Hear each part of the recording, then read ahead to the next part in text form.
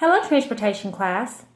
Well, you can consider this as the second part of the Week 5 video regarding your assignments. Of course, in Week 5, we're dealing with Chapters 5 and Chapter 6. Chapter 5 covering the motor carriers, and of course, Chapter 6 covering railroads. In this video, I'll give you a little bit of information regarding the Week 5 Chapter 6 assignments, as well as give you some major little course concepts from Chapter 6 railroads. I found this as being a very interesting chapter. Think about this. Railroads, to me, seem to be one of the most focal point of the early transportation age. Think about this. When you watch all the Old West towns, how they were developed, you watch the Old Westerns, what are they doing? They are building, they're working on railroads and developing them to get goods transported across the country. One thing that I thought was kind of interesting that happened to me on this week was when I was driving down the streets of Hope, of course is where I live and where I work, I had got stopped by a train on my way to work one morning. And I was sitting there, and as I was sitting there waiting for that train to go by so I could get through, I was thinking about the location of that railroad track. That track, the particular one I'm talking about, is located on 2nd Street, right behind the Atwood's Outdoor Store. If you're familiar with Hope, you may know where I'm talking about. And I was just wondering, just to myself, since I was not born and raised in Hope, I was actually born and raised in DeQueen, Arkansas. Its railroad system is actually right through town too. It makes me wonder, as I said, at either one of those railroad stops, why it would actually go through town. Well, the easy thing to gather from that is the towns were built around the railroad. And in the case of Hope and in the case of DeQueen, Arkansas, both of those towns were literally built around the railroad.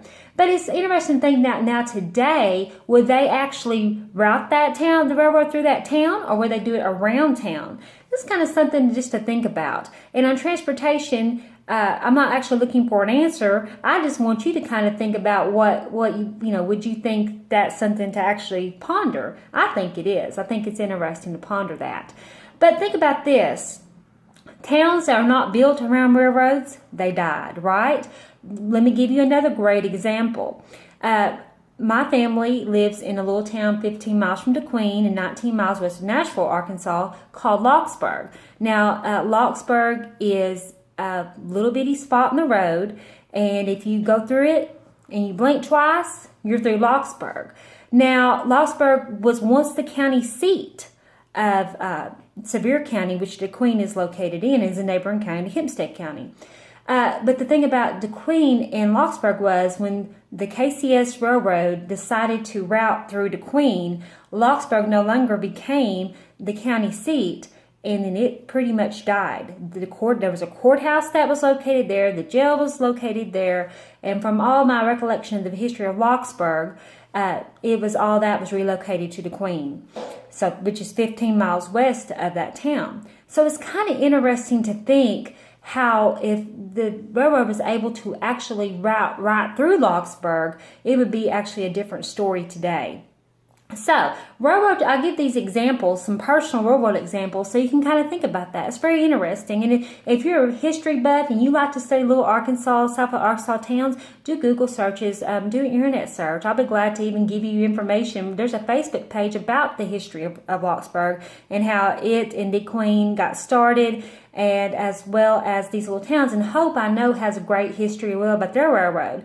Since I wasn't born in Hope, I would have to do some research about that, but I've actually been wondering about the early railroad there. So it's kind of interesting to think about these railroads. Another thing is, if you are a fan of old westerns like I am, you watch these shows and how they kind of talk about how the railroad is going to help our town, it's building our town up, or it's that they took people's land to be able to route that around. Those are true stories. I mean, that might be just fiction on that show, but in real life, we know that those things really did happen. So, great little history, I guess, if you're a history buff, to kind of spark you along on a history search, if you like to do that. But getting back to how the railroads affect us today, they really do. No longer do railroads are as major a focal point as they once were in early American history.